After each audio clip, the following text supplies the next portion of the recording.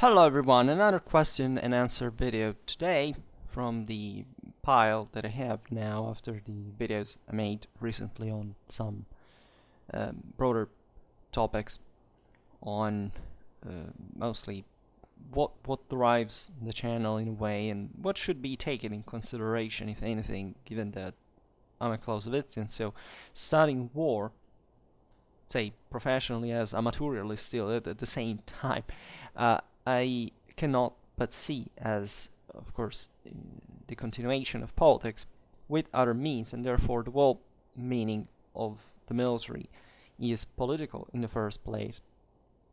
So it's always interesting to answer your questions because they are thoughtful, considerate ones, and I appreciate the interest in general towards this side of the story, because it shows me that it is effectively the one that should be taken in consideration in order to understand war. And the fact that you ask me, right, in the measure in which I presume you came here mostly for the historical content, is even more meaningful. I have this question: it would be interesting to have one of your videos dedicated to this fair. Quote, "I can't believe that we still have war in the 21st century. I heard this sentence everywhere during the first days after the Russian invasion of Ukraine. I can't figure out your views on this phrase from your prior videos, but I think it would be very fruitful to have one of your videos focusing on this idea." And I agree, albeit the phrase that I'm required to comment on is is a much deeper one may think, meaning that yes, indeed, most of the times we hear this phrase, there is fundamentally a complete ignorance of human nature, of political literacy, and generally speaking, historical culture, strategic culture for that matter, as well. And on the other hand, there is a deeper level which normally is unaddressed, because it gets down effectively to the root of conflict that is still, of course, reflecting the unavoidability of the presence of war, but in this sense strikes also the chords of the political decision, the individual responsibility, and therefore the idea of the option, right, whether to act or not. And I'll try to keep this video short, at least compared to others in which I'm just digressing not for the sake of it, but say to substantiate further other concepts, because the phrase, after all, it's short, but again, there must be some clarifications in general. So indeed, you're right in the impression that you got from my prior videos, and I know we agree on the same thing, meaning that really, as I was saying before, saying things like "I can't believe that we still have war in the 21st century" is like, you could easily answer, "I can't believe that we still have people who can say such things in the 21st century." And what strikes me here more than else in the 21st century, like, that's the starting point. Like, what do you think the 21st century is, right? We should ask these people who made the statements what is actually that they mean. And because we have, say, if I were to answer comprehensively, we should descend on things that for which we would never end, starting from, it could be evolution. That the same century named here is like, a provocation for any historian to speak of the long-term issue of how and why, there are people in the 21st century, in fact, that think these things. The actual situation with Ukraine, the world, at this point, and yet we should get to the point without too many distractions as possible. Now,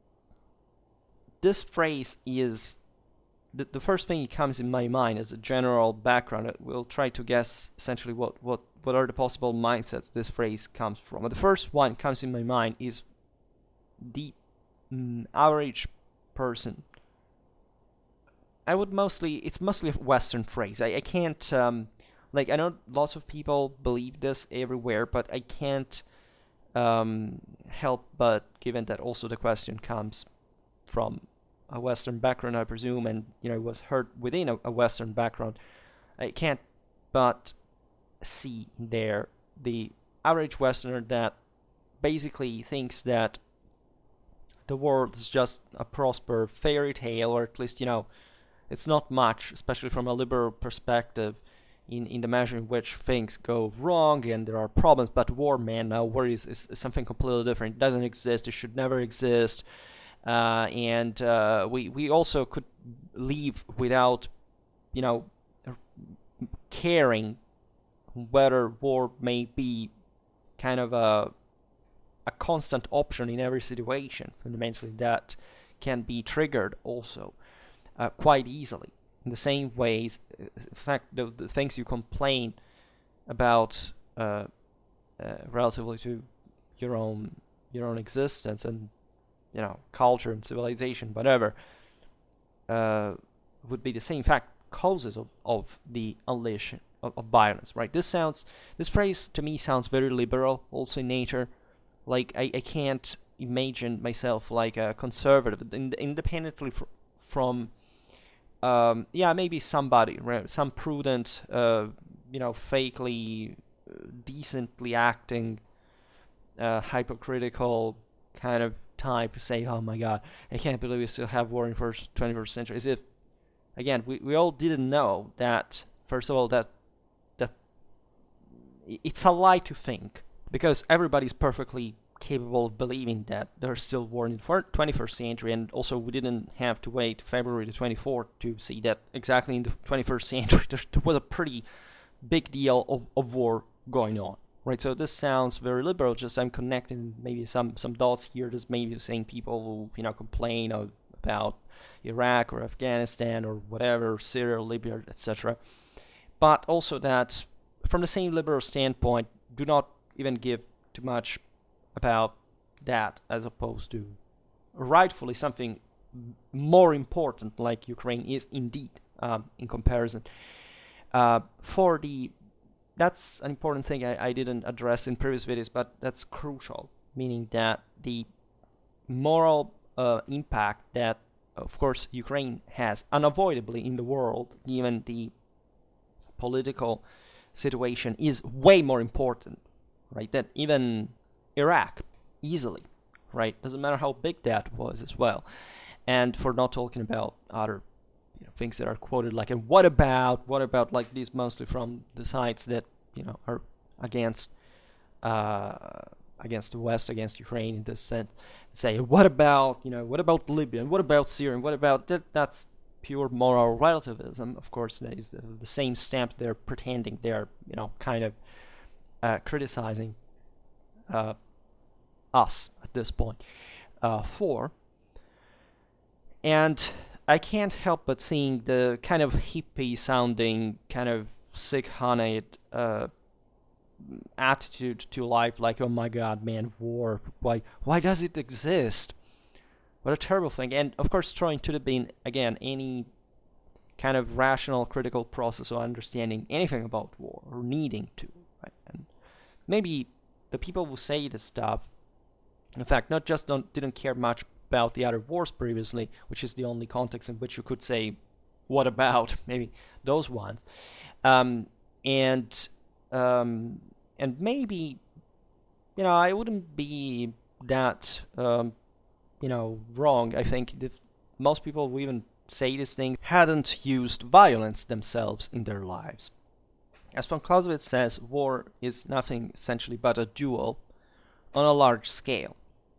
And I think that one of the most useful and immediate and relatable examples that one can throw in order to explain why war exists in potential and in human genes, right? For the same reason there is any kind of conflict between anybody, is to think it from your own perspective, right? You can even not just use what is violence, right? We have come to properly dissociate the I would say, the asymptotic understanding of what war is, right? By saying at some point, there is a draw line between war and violence. Most people would see this in a sort of juridical international relation kind of criterion that, of course, also do not presumably take much interest in from a technical point of view, but just like saying, slapping somebody or shouting at somebody, it's really not war, isn't it? Right? That's the first mistake that we commit, right?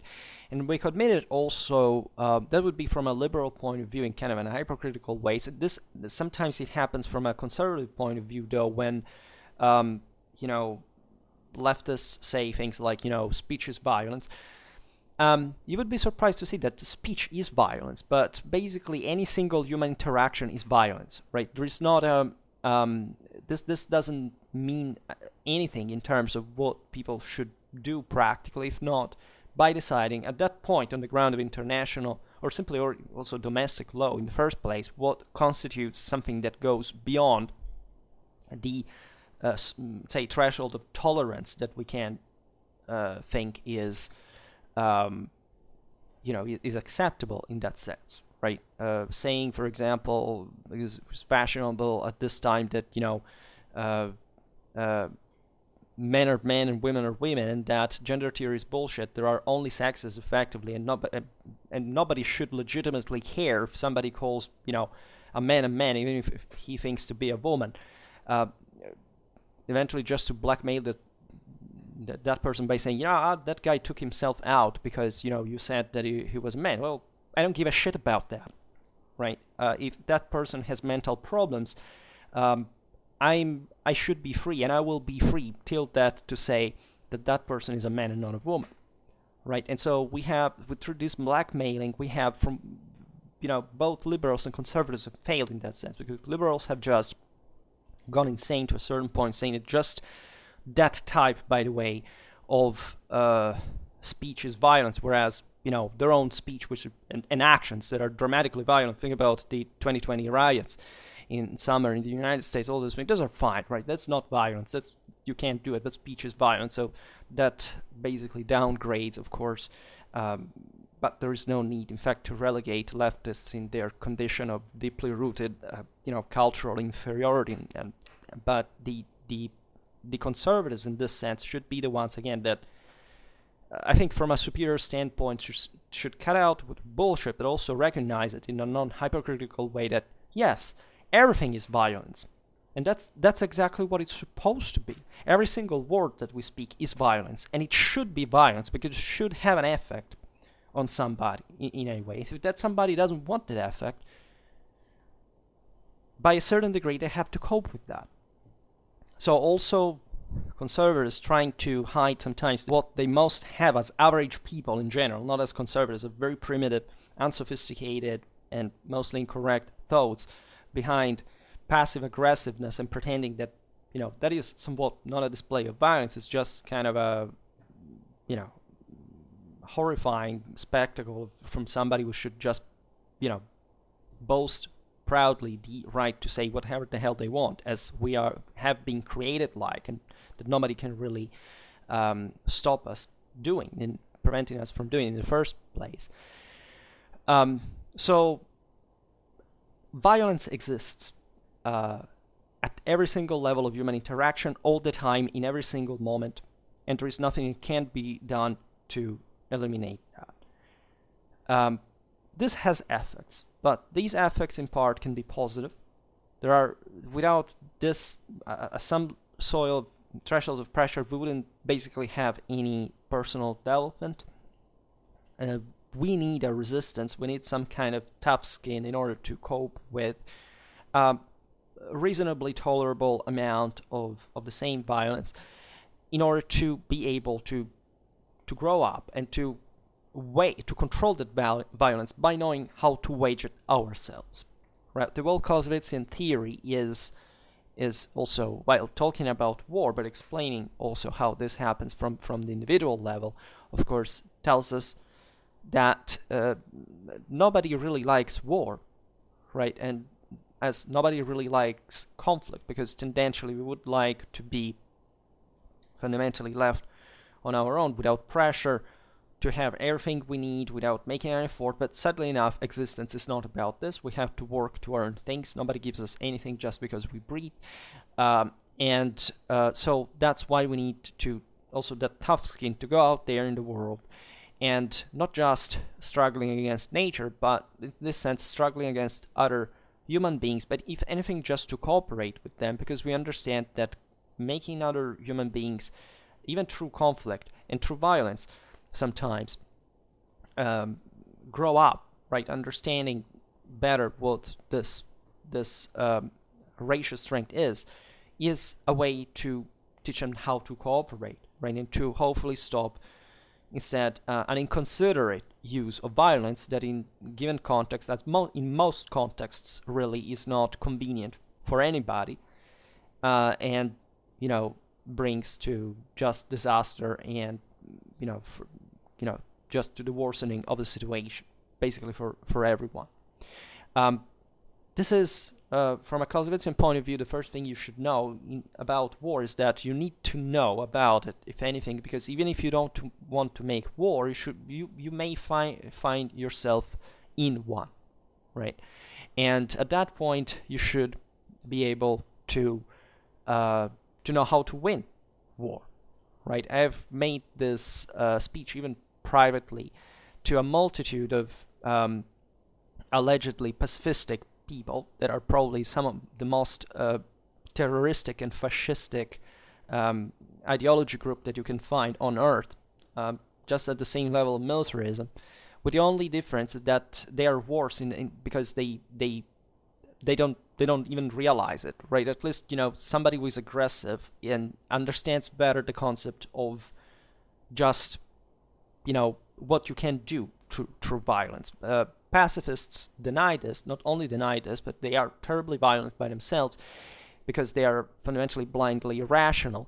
But at the same time, they also spread this poison ideology for which, not just, they are for peace. In that case, they would be just pacific, right? It's good to be pacific. And I think all consider that since war is just a bad idea most of the times, not all the times, at least it's the quickest way to solve problems, not the best way most of the times. There are times in which war and violence are actually a very good option and to solve problems, and one should know how to use it, and that's why there should be a strategic education and a culture of war, properly of military history, without which you really can't go anywhere in that direction, and why so much misunderstanding is present nowadays.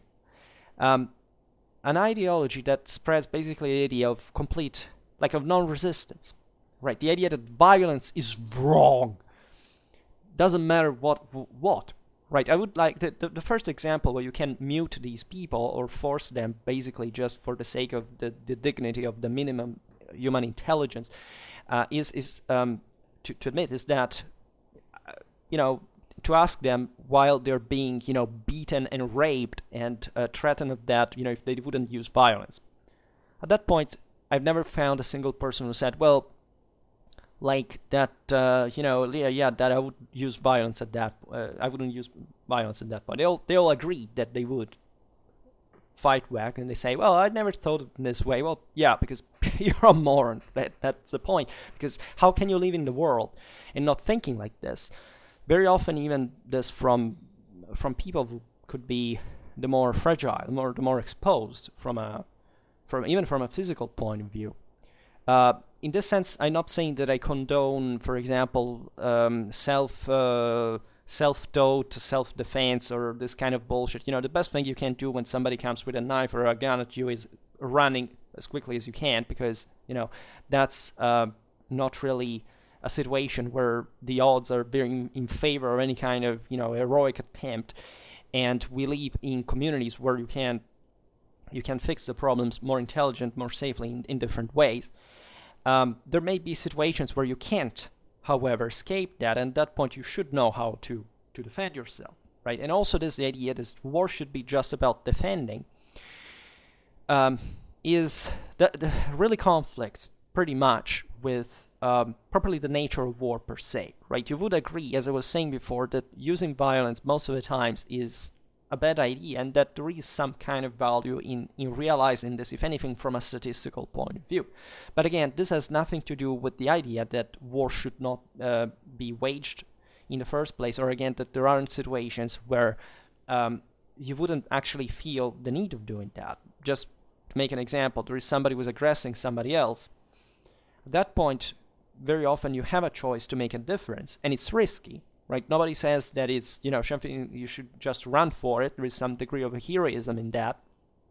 But I don't know, if I see somebody was beating senselessly, I don't know, a woman or a child with permanent damage, something terrible, I would simply go there, and the thing would unfold pretty violently in any way, and that's kind of obvious, right? Because the moral system that we have as human beings in the first place, that is more or less revolving around universal values that have very few to do with cultural elements, and war and violence in this sense are surprisingly the most intense one. I mean, the ones that make any for the sake of survival itself, like any other consideration, flying out of the window, like in the moment in which you're witnessing that.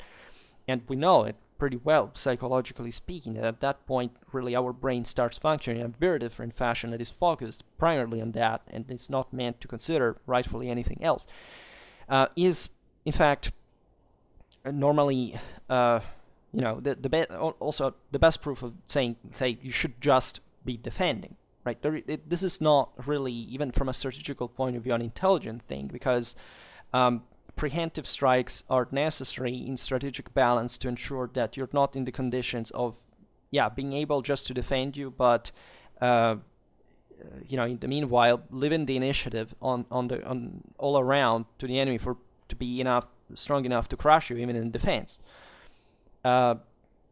Defense is not a guarantee of victory, right? Many people think that just if you entrench yourself in your own country and you just resist, that will make the thing. Unfortunately, it's not the case, right? It can't be the case, of course, in many situations, strategically, and also we are witnessing at this point. But first of all, the rest of the world exists. And secondly, there are plenty of examples of somebody who was just defending was being wiped out, right? And so the question is really, it doesn't work like that. And so politics, so even in this cooperative sense, and the need of alliances and international relations and so on, is especially considering also the complexity of the world, that we've never had like a sole power in the world, or not even during the era of the alleged blocks that were all but blocks factually. This cannot grant to anybody any form of guarantee just in defense to survive, right? And this would happen in any other circumstance, right? Doesn't matter how strong you are. In war, the outcome is always is more unpredictable than in any other human activity, right? And any defense can be broken, any attack can't be halted.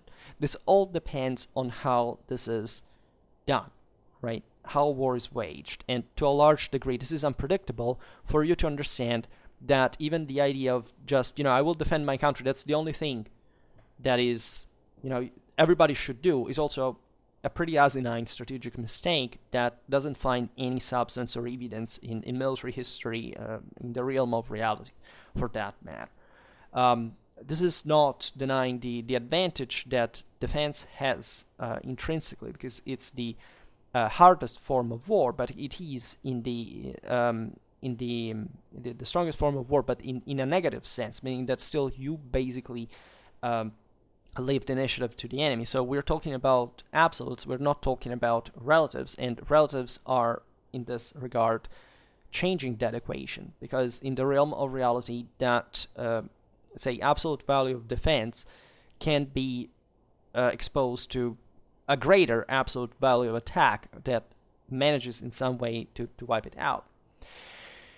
And again, it's not necessarily a quantitative thing. It's literally, again, striking at the Schwerpunkt and managing to overcome a defense. It's done. It's done all the time, right? As it's done all the time to do the same thing on the attacker, right? It's just up to the contendants, and that is to be determined through fight, through violence, as a matter of fact. And that's why you cannot fundamentally eliminate violence from the equation as a political option in your moral system, but especially you can't eliminate it from your genes, because your genes are built, evolutionarily speaking, for transforming you in a killer in less than 3 seconds if you are brought under specific pressure. That is to say, any person who is not, brain damaged or anything, a functional human being that is exposed to a certain degree of threat, doesn't matter what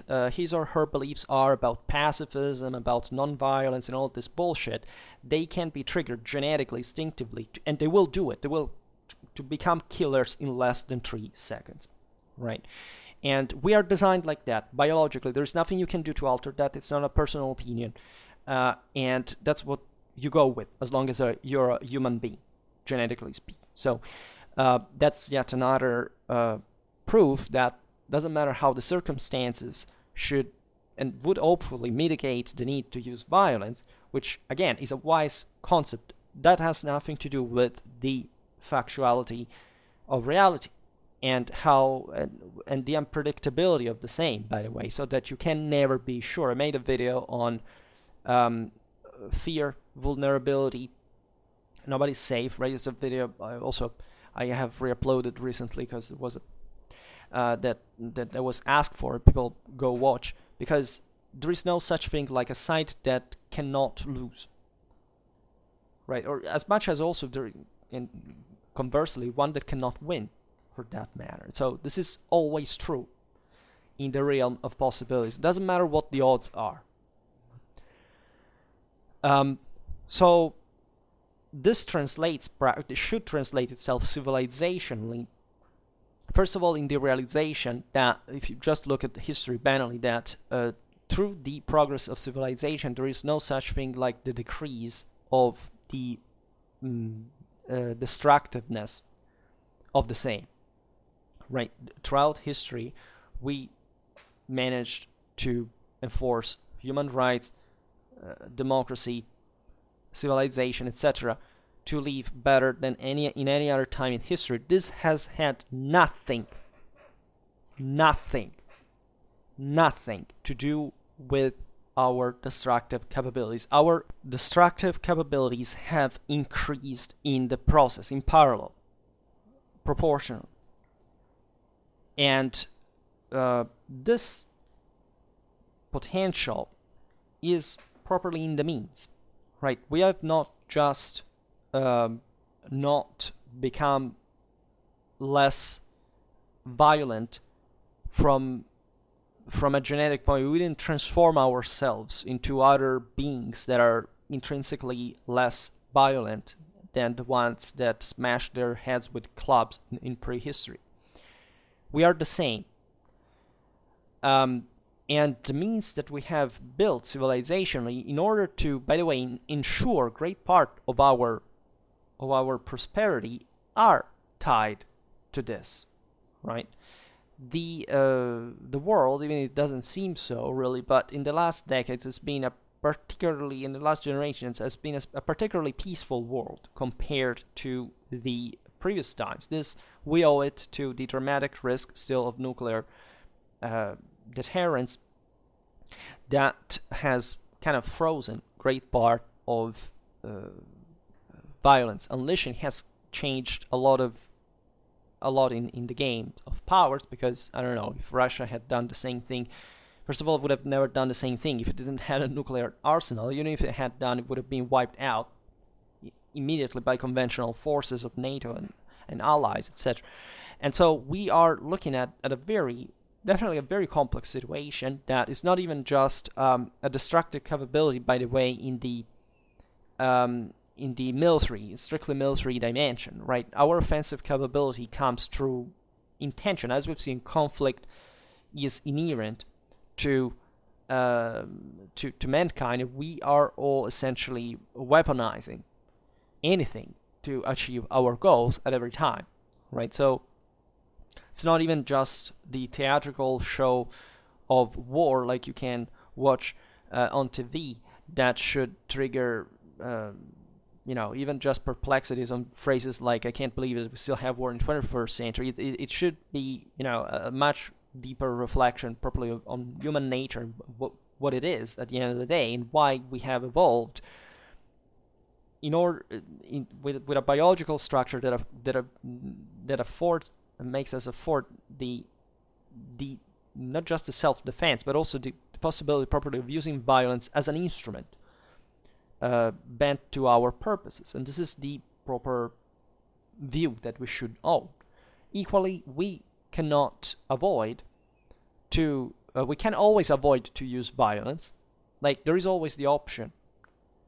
And this is the point, right? A civilization worth of this name perfectly knows that, again, things are better solved normally through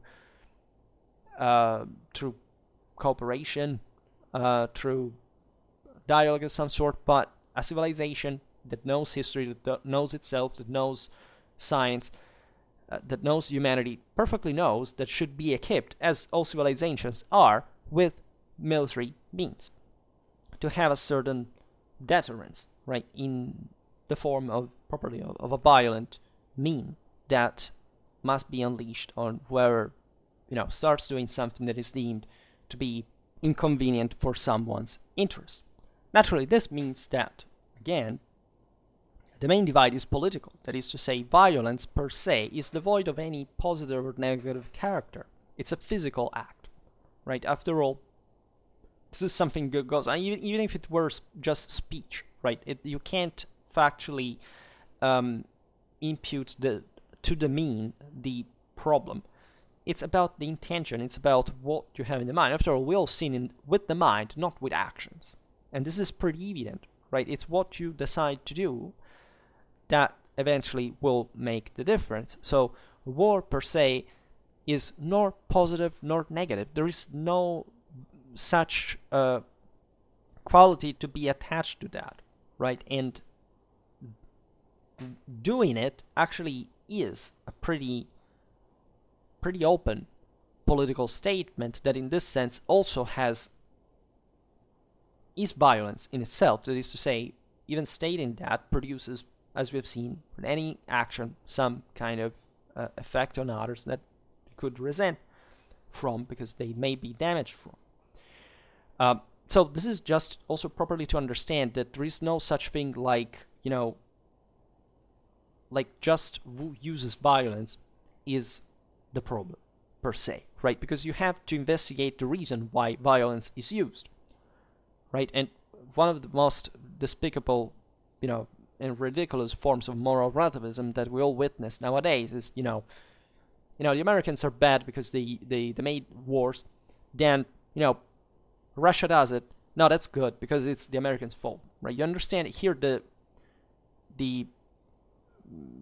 primitiveness, the properly the intellectual incapacity of any kind of political strategical analysis or awareness of the complexity of the world. And in the same ways, people who complain even along these lines because there are some countries that make wars or somebody uses violence to but it's the same thing. It's a charade. It's hypocritical, it's ignorant, it's illiterate. It has basically nothing to do with even envisaging the core concept that lays at the base, because once you understand this broader logic, you should understand case by case what is happening, in which context, by which degree, for which reason, with which aims. By the way, war is not like an accident that happens, there is a tornado, we are in war now, let's hope it passes, right? War is constantly waged by human beings, so you can't really, a war can be stopped from a second to another.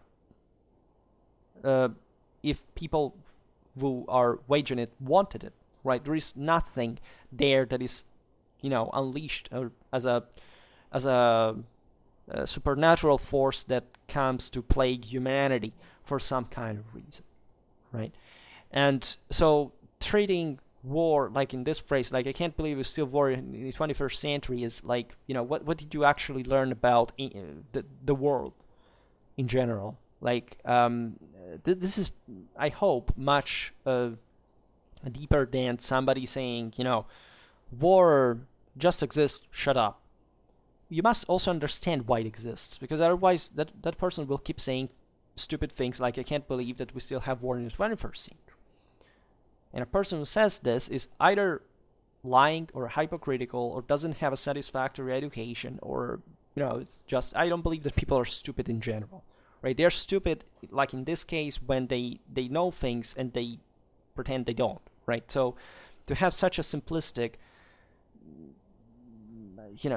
thinking, or properly, it's not even a thinking, it's just an impression of something that you have never had the courage even to go out there, making the effort to understand in the first place, is just, what kind of specific weight do you think that this thing has? And this is actually where it gets down to, because you see, a person who says, I can't believe that we still have war in the 21st century, is also the person who really doesn't do shit to actually do anything about this war in the first place. These are probably same people who say, pray for Ukraine, sending positive vibes, and then complaining because, their country maybe sends weapons to Ukraine, or maybe, doesn't want to pay more for gas, because obviously they don't have any idea of the impact that the outcome of the war in Ukraine will have on the world in ways that are, by magnitudinal scale, are something horrifyingly terrible, right? In any case, and there will be much more to complain than just paying more for gas at some point, right? And that's the of course the short-sightedness and the deriving from ignorance, from basic. I mean, if you've never even heard of Ukraine before, what happened, or if you don't have an idea of what the world is out there for, what is NATO doing, what is Russia doing, what the main countries in the world are and why, and what they do and what they think, right? What do you even live for? Like, objectively, don't you think like you are some kind of inferior form of, of being, right? Don't you feel that there is something undignified in your existence that puts you, way below the, the line of even of respect and, acceptance? Because frankly, we would like to have to do with a person who thinks something like this. Like, what's the interest? Even if you really would like to offer a basic human respect to this person, like, what kind of interest would you have to interact in life with a person who thinks like this? What kind of ideas or thoughts or actions you think can stem from this person? Nothing. And it's in fact what most people are getting down to at this point, where things are definitely going down in that respect. So in other ways, this is a political statement actually that is bringing force, telling you the truth, is bringing an advantage to the side that is actually putting more effort in the war. Because if you say, I can't believe we still have war in the 21st century, you're not even taking in consideration the fact that who has started this war is counting exactly on your mentality and your mindset to exploit the fact that if, let's assume, all the people in your community reasoned the way you did, you would basically be a defenseless community, right? So you could easily be taken over without nothing, because that's where it gets down to. You believe this phrase is against Putin in this case, because, oh my god, I can't believe they still have war in the 21st century, that asshole of Putin. Well, if you phrase it like this, to me, it simply means that to you, this is just like, that there is no difference between that and a mosquito coming annoying you, right? At parity of, of consequence. Because, the first thing you would say if you actually were against that war, first of all, trying to understand anything about that, but also going heavily, and therefore with violence at this point, with the side that has started this war, right? Even assuming that this phrase is, and this is not about having started the war as a discriminant, right? This is understanding what started this war, in this case, knowing the reasons why it has happened, which again is not banalizing, who starts to use violence. This has nothing to do with that, right? This has to do on the reasons, again, and what's going on in the context in the first place. So if you say, I can't believe that we still have war in the 21st century again, I assume you would be against really one side, in that, because I assume by knowing the context that who has the responsibility for this. But very often I've come to disappoint my expectations too often, and it's a risk that I'm basically coming not to run anymore, and that's why I complain so much about what is going on in the world, because it's much easier, much more it's a much more accurate depiction of how reality is. That this phrase could be easily used by those who, at the end of the day, will have to start complaining that it was the Ukrainian fault, it was the American fault, it was the West fault, and all this thing. So, and it would be pretty easy, because again, if that's your level of analysis of just like the relation between mankind and war, it's you easily know nothing about even just the international context you live in, right? And I think you've never properly even thought about, if you don't, never even thought about the core logic of how and why humans use violence, and why. What are the chances that you can understand something more complex than that? Pretty low.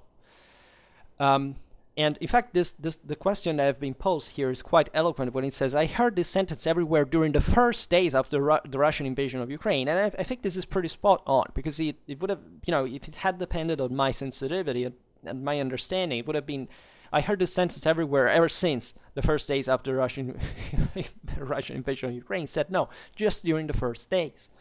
And you can easily see how, in the first days people freaked out a little, just because there were those big words about nuclear war and all this game, and actually the accident at the nuclear plant at Zaporizhzhia, all that thing, it was pretty scary objectively.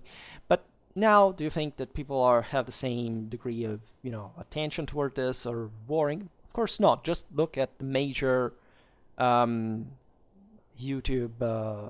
I would say, but we look at political commentators, etc., how they deal with the thing. Like, it's just war in Ukraine. Yeah, like it's I don't know, like there are the Olympics maybe somewhere. We will hear from you, but who cares? What's going on there, and that's also the measure, of course, of the complete ignorance in political reality of the world, and why you should be watching all the time what the hell is going on there, because things can again turn in ways that you wouldn't like to. Right? We're not talking really about the threat of nuclear war, if you want to dramatize excessively, because even here we have to reason probabilistically, and we have to accept risk, like in every situation. Like we have to accept, in fact, the possible use of violence in that regard.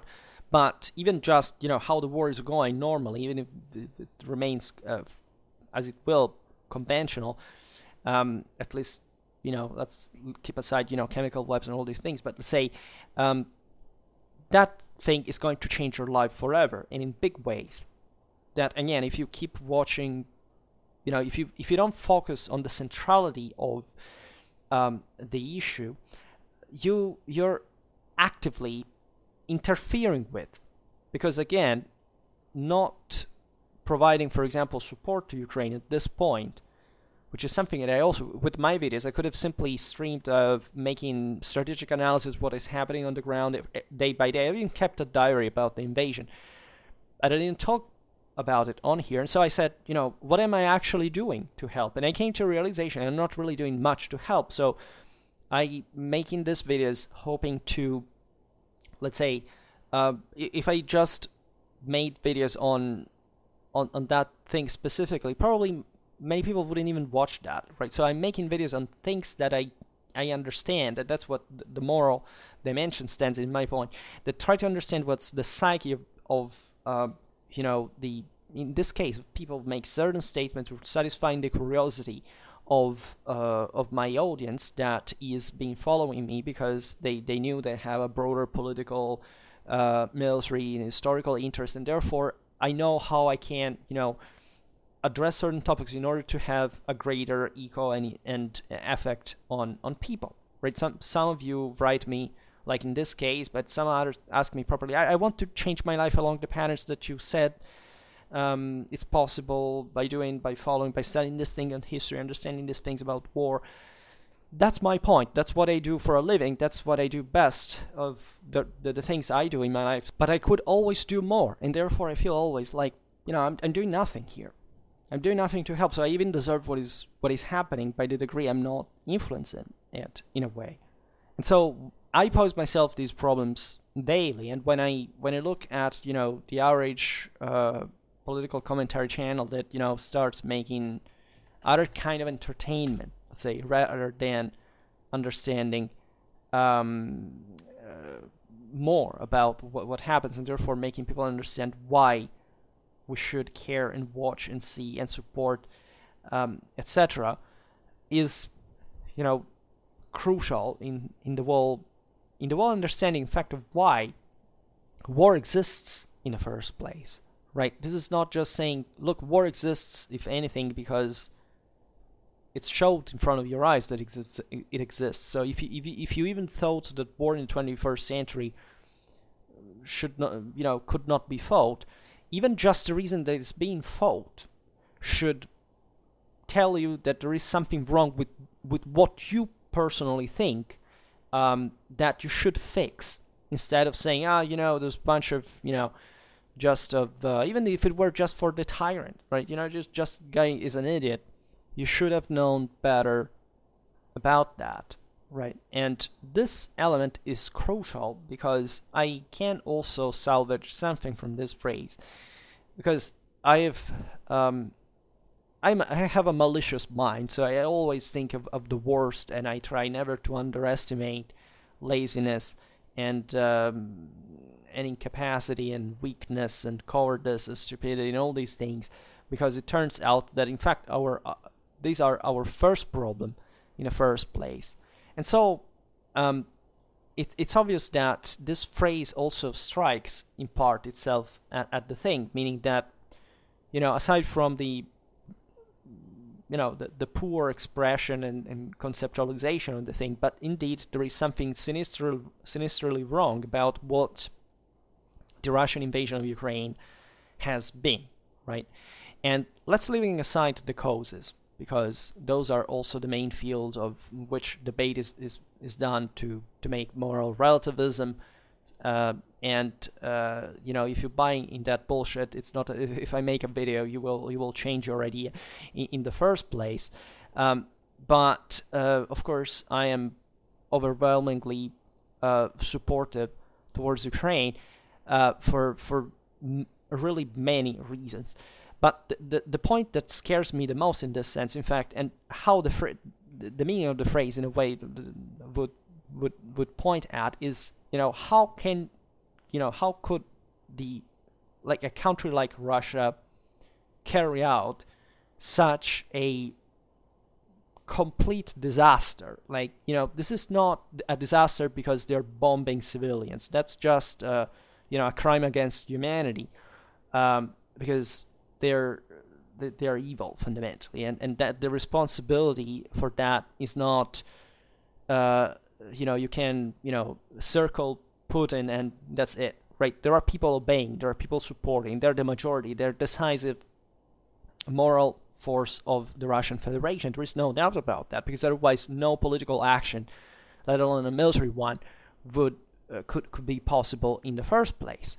So we could also make a story of why that happens, of why Russian society is the way it is, why it has come to that historically, culturally, etc. But that's not even, that's also easy if you know the story.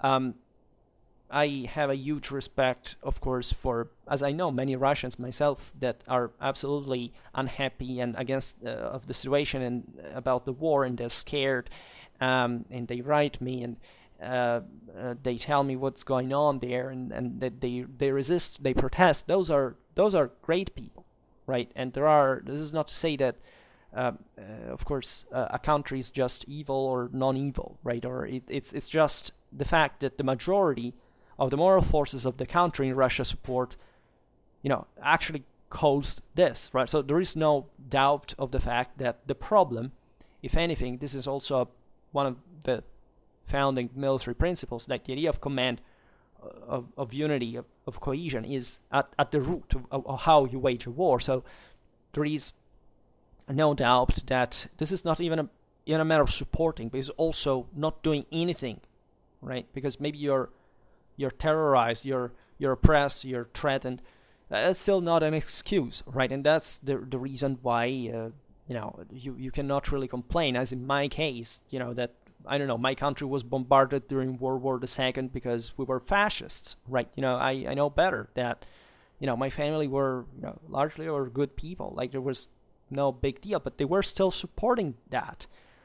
And so as our national identity, as our political action, that thing came to the point in which that was unavoidable. And what did my family do at that point? They were essentially with the side that eventually lost. And so I'm personally happy for how things went. It was from the side that eventually lost, and that we were liberated from ourselves. That's a thing that, in fact, in a country like Russia, is very difficult to understand properly, because they didn't have any of that, right? They had a completely different history, and that is an equation that it's so simple to draw that I don't think we should even explain.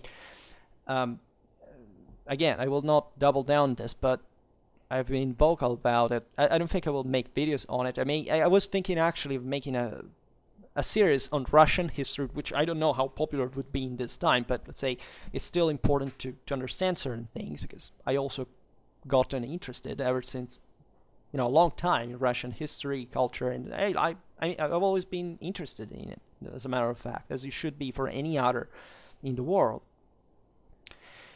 But the point I was making regarding to what could be seen about this phrase is that, of course, there is somebody who has carried out this war in one of the most disastrous ways that I personally ever seen as a military historian in the annals of, like the way this whole thing was conceived, waged, it was thought possible, is really chilling, because I never had a high opinion of the contemporary Russian army in the last years, the last decades. I know there were plenty of problems. It was a tragic situation. I know what the political culture is, what the society is about. It's quite qualitatively speaking, it's a dramatic situation. But I honestly, first of all, wouldn't believe up to the last weeks that they would actually do it, because it was so politically and strategically inept that I thought, come on, it's not possible. Like, the Russian Federation, they have all the problems in the world, but let's say they had some tradition of intelligence, of that they know their deal. That Putin, of course, had prepared this thing carefully for a long time. We knew that there was, let's say, at least economically speaking, Russia was ready to meet some, the possible sanctions, that the army was being strengthened in a certain direction, meeting certain objectives and so on. But that this degree of misassessment could be done by a nuclear power of this size and this relevance in the world, in one of the most comprehensive displays of strategic illiteracy that I've ever seen in the annals of military history. This is something that really gave me an idea of how, civilizationally speaking, it confirmed, sadly, the fact that you can't really expect too much from human beings. That this was it's explainable on the grounds of the fact that Putin basically is the first victim of his own propaganda, that probably there was an army of yes men that basically told him that this thing would have been done, that Ukrainians were simply not resisted, would have deposed the arms, that the thing could be reintegrated in the Russian orbit or whatever they think that the thing is like. But that is like I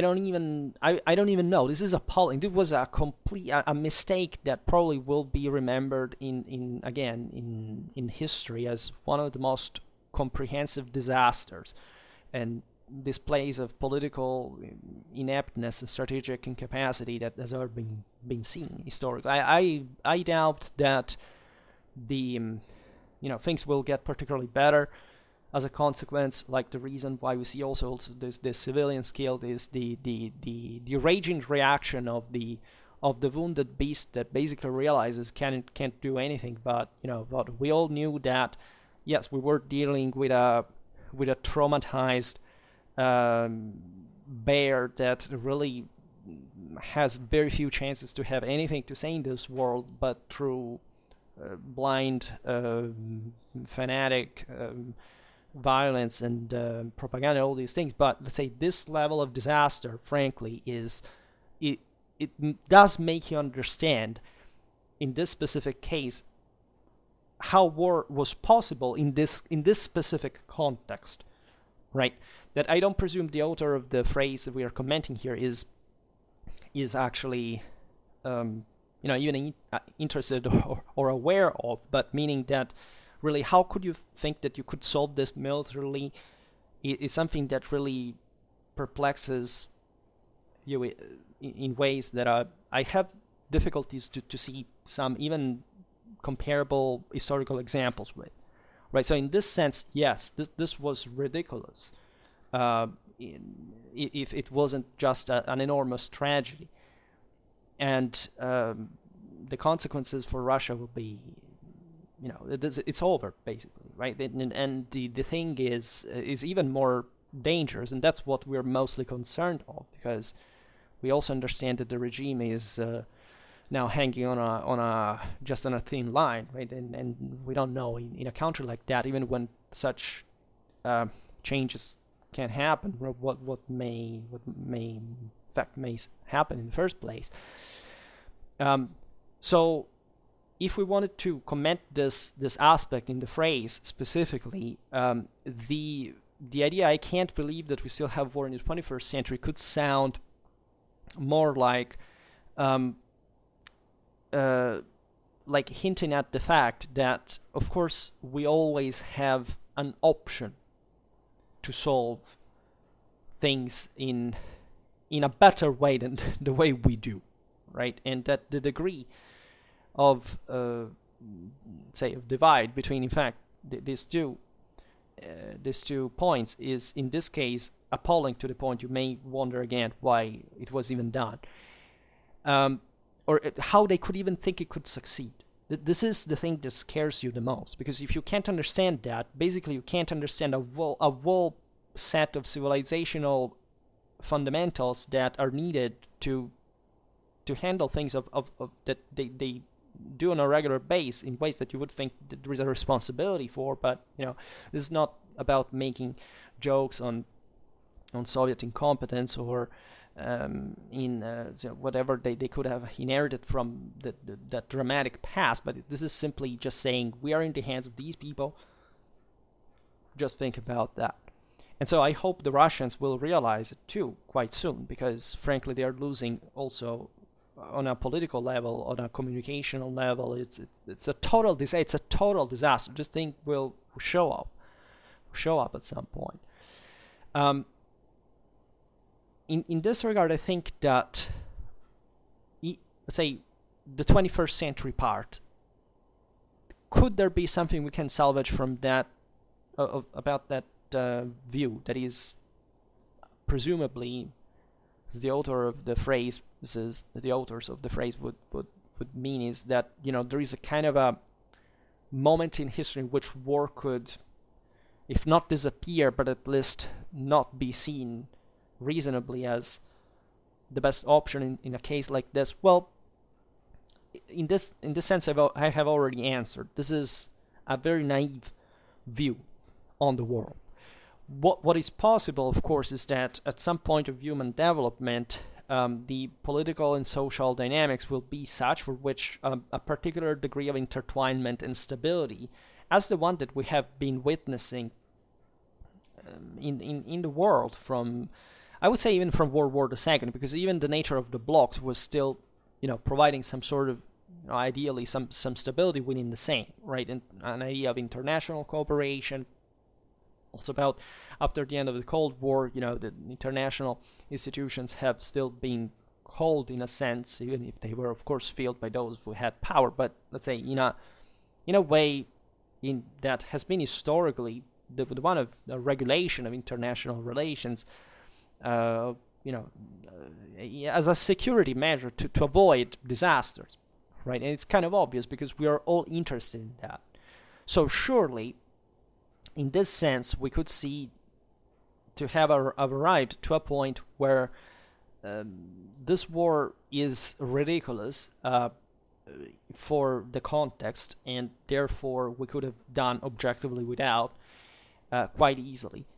And the properly from the Russian side, right? Whatever they would have liked to enforce this thing, like they had our means. And this was just, even if they would have kept losing in the process, simply this thing hasn't made it any better, and will keep making it worse for them, but in a very bad way, and plus towards the rest of the world that is not quite happy at all, right? No, not even those who are supposedly, supporting Russia for that matter. And that's another huge problem, because it adds to the instability of the thing. The instability of Russia in the first place. So, in a sense, that scenario that we have seen, an idea of stability, it should be the point where we're heading towards. The idea is that, of course, if we were all reasonable, intelligent, educated, responsible, if we had a clear vision of how things work, etc., and we had a much greater control of ourselves, and analysis capacity, and critical thinking, the world would be definitely a much more peaceful place than it is. But in that sense, that's the humanity's objective, right? It is in every culture, in every religion. There is no community in history that was devoted to self-destruction that even kind of achieved that, right? In that, because it collapsed before, right? Because it couldn't hold, because humans just don't want that. You must give them a valid reason to do it, and that reason towards absolute destruction is the completely, the diametrically opposite direction we can see. That is an option in the event in which you're going to be destroyed anyway, but literally destroyed, not just deranked from some kind of power status, whatever, right? And there are not even boundaries politically or morally to this, right? Countries change, frontiers change, and interests change, and so you can't even predict that, for that matter. There are huge dynamics nowadays in the world that, in spite of the intertwinement and the general stability, could easily trigger wars, right? As it happens every once in a while. It's not definitely difficult to see it. And will this objective ever be achieved? Of course not. It's impossible, because if even we were satisfactorily, capable of maintaining a balance, this balance would always be, like, the effort of maintaining it is just by itself the proof that it wouldn't do it by itself. Like, physics is against us, because systems decay, the energy is spent, chaos increases. So the idea of the world aging that the ancients had in mind is actually pretty spot on, right? And the world will end. It will probably end it ourselves. And at that point, you can't really presume that there will ever be a world without war, right? Because the preconditions for war to break out from a, not quite literally from a moment to another, because von Clausewitz reminds us how war is never an isolated act, but still, relatively quickly to be amazed, to the point that this thing could not be really predicted up to a certain point in time. Up to the last weeks, it seemed like, this is a bluff, because they're not that stupid to attack, right? Instead, yes, they were that stupid to attack, and they are paying fully the prices for that, both in the field and at home, and it will keep paying for that. And that has already not made it worth it in the first place.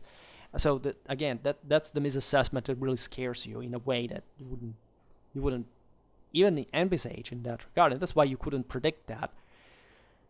And because the preconditions of that instability are within our own genes, our own human nature. You can think, of course, that there is a civilized equilibrium where people live in harmony, but there is always something to be in conflict for, right? You can see it just living together with anybody. Like it's hardly ever like everything is good.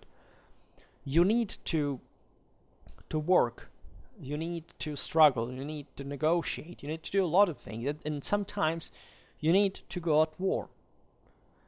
I don't know. This is something I've said here and there. That, for example, I've had problems. It may seem banal, but it's a real thing, because I used actual violence in that regard towards people that didn't make me sleep at night. The usual student idiots who come here just to do nothing with their lives, dramatically ignorant, with disgusting family backgrounds, absence of family backgrounds, telling you the truth, make noise at 4 a.m. For hours before. Also, what do you do once you tell them to stop? Then you ask them to stop again. At the third time you start telling them really something interesting. After that you start doing the same when they're sleeping. So moral of the story is that they kicked out 12 people out of the surrounding apartments. And I'm still here, and they're out. And it's very funny because they had to move because of me. And I must say that von Clausewitz helped me enormously to deal with this problem, because I'm a person who frankly always says what he thinks, right? To anybody, right? I don't fear much, because I'm well built. Let's put it in this way. That's an advantage. I give you that, and it's the means materially are important sometimes, but it's not that. The first thing is wanting it. The first thing is realizing that if somebody doesn't cut it off, you have tolerating means that you have a price to pay, and that if you're not willing to pay that price for whichever reason. From one side, because you're stupid, right? Like the Russian invasion of Ukraine was in the first place.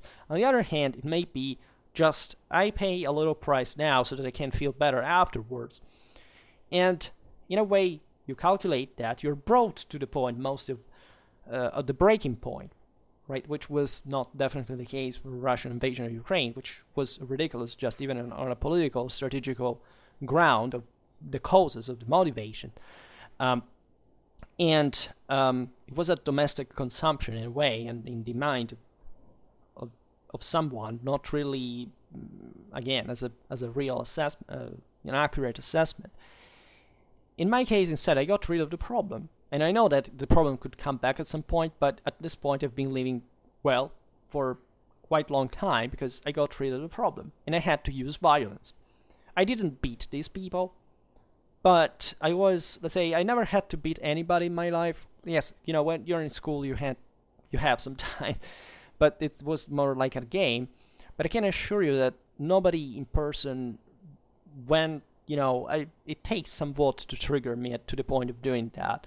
But there were people who were bigger than me that moved away, because evidently I wasn't a very reassuring sight when such things happened. And that's also how I solve problems. So using violence, whether it's verbally or the threat of violence or something, sometimes works, right? If it's properly used, if it is it's worth it, and if you are willing to engage also in the risk, that's exactly what has built civilization, what has brought human communities to understand the value of political cohesion, of having a rational leadership that evaluates the actual situation, to have, in this sense, a scientific capacity that provides you with the awareness that fuels your motivation, and it is giving thus the determination to take action on that base,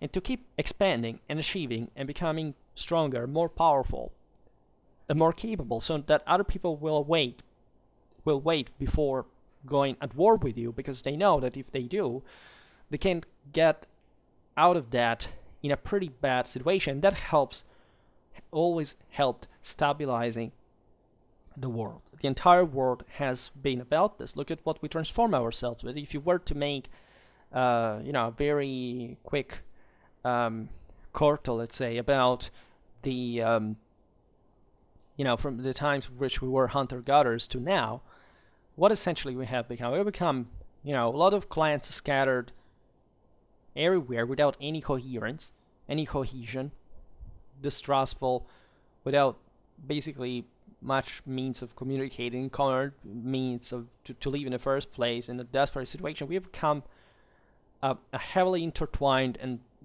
substantially stable system that has an enormous inertia that you have to nobody has basically the capacity of unhinging, that has been building the statal realities with an enormous deterrent power that is capable to the utmost also wiping out properly life on Earth, to ensure further stability, further prosperity. We've never lived better qualitatively before. We've never known more before. We have never been capable of more before, even against threats that may come from nature, and there are consistent ones. We have the means to do it. Civilization has been built through war, and it will kept being built through war. There was an enormous success. There was a reaction in the West that seemed sleeping right before the Russian invasion of Ukraine. I was talking from months before that I didn't envisage what would happen, but I would say this is the perfect moment in which I knew that the Russians would push, because that was the moment in which everything seemed to have lost kind of an order, a consistency. Everything seemed weak. The only fact that was this invasion triggered such an enormous moral reaction that is wiping out properly even the will to fight. And this is exactly, also providing help, weapons, keeping, the extra. I don't think even equally, this is not just about the complete display of incompetence from the Russian side. This is the nothing short but heroic nature of Ukrainian resistance that will remain in history books as one of the greatest examples of a people who came, like, you don't have to praise the Ukrainian background, because that's not very different from the Russian one, right? But they were brought. This is the difference that it makes to be from the right side, and that's why you have to study politics and war and understand what really happens, to put up a resistance with an incredible capacity, intelligence, ingenuity, craft. It was nothing short of extraordinary. Common people who have simply stood in the line to giving their lives for defending their country. This is successful, by the way, and this is something extraordinary. This is something beautiful. This is why we should love war, because this is how powerful humans can be. I come from a country that is based constitutionally on the concept of resistance, that was an armed resistance. And so we all perfectly know that war is a right, is a honor, because only people who have the good reason for fighting actually fight and win, fight to win, while the other side fight just to die and to disappear in nothingness, in the same nothingness that has brought them, right, to lose from the first moment they stepped into another country in that fashion. And this is the beauty of it. And then you wonder why I love war and why I love military history. War is terrifying. War is horrifying. It's the most horrifying thing that you can ever imagine. To being there, right? There are hardly. This is why people ignore the moral dimension, because dying in a nuclear holocaust for some other reason or an accident, whatever, it's something intrinsically different. War is a completely different thing. War tests the meaning of your humanity. And this is why people don't understand war anymore, because their humanity is shrinking. And their humanity is shrinking because they are not educated anymore.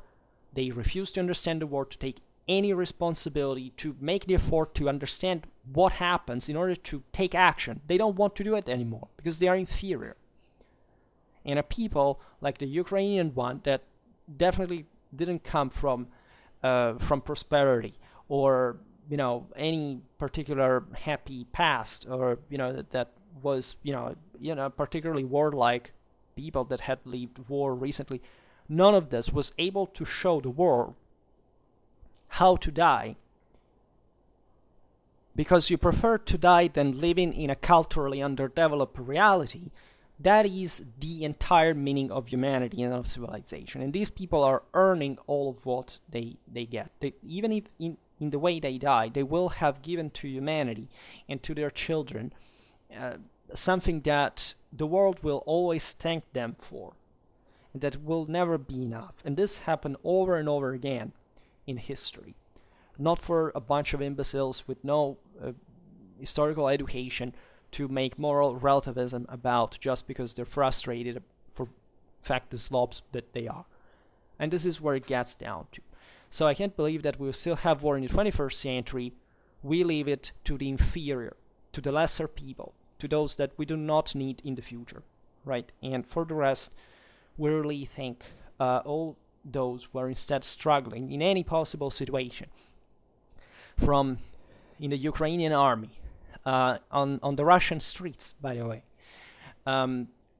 for stopping this abomination of humanity, and especially for showing that the superiority of human civilization is not an option.